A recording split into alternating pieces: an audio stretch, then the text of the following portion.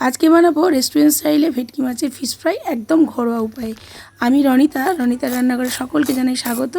চলুন আমি কিভাবে রেস্টুরেন্ট স্টাইলে এই ভেটকি মাছের ফিশ ফ্রাই বানিয়েছি আপনাদের সঙ্গে শেয়ার করি। একদম মুচমুচে আর ঠান্ডা ঠান্ডা ওয়েদারে দারুণ লাগে। তো প্রথমেই আমি নিয়েছি এখানে 1 কেজি মাছ। এটা ভেটকি মাছ আমি পাতলা পাতলা করে ফিলে করে নিয়েছি, আপনারা চাইলে মোটা করেও ফিলে করে নিতে পারেন। মাছগুলো প্রথমে আমি কাঁটা বেছে ধুয়ে পরিষ্কার করে নিয়েছি এবং জল ঝরিয়ে নিয়েছি। এবার একটা মশলার পেস্ট বানিয়েছি, যেখানে নিয়েছি একটা বড় সাইজ ও একটা ছোট সাইজের পেঁয়াজ, সাথে একটা গোটা রসুন, আর নিয়েছি আদা 4 ইঞ্চি, সাথে দিলাম পুদিনা পাতা 1 মুঠো, আর 1 মুঠো দেবো ধনে পাতা। সমস্ত কিছু ভালো করে পেস্ট করে নেব, খুব মিহি করব না, একটু দানা দানা থাকবে সেই রকমভাবে পেস্ট করেছি। এবার তার মধ্যে দিয়ে দিচ্ছি লবণ, গোলমরিচের গুঁড়ো 2 চামচ, সাথে দিলাম লঙ্কার গুঁড়ো 1 চামচ, আর দিলাম জিরের গুঁড়ো।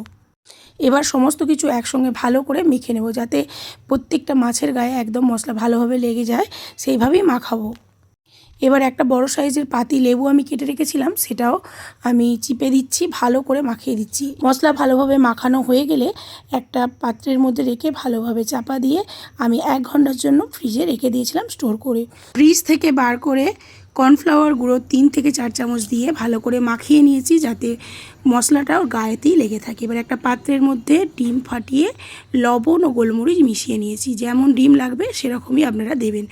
তো আমি এখানে 3টি ডিম নিয়েছি, তার মধ্যে এবার আমি মাছগুলো একটা একটা করে ডুবিয়ে নিয়েছি।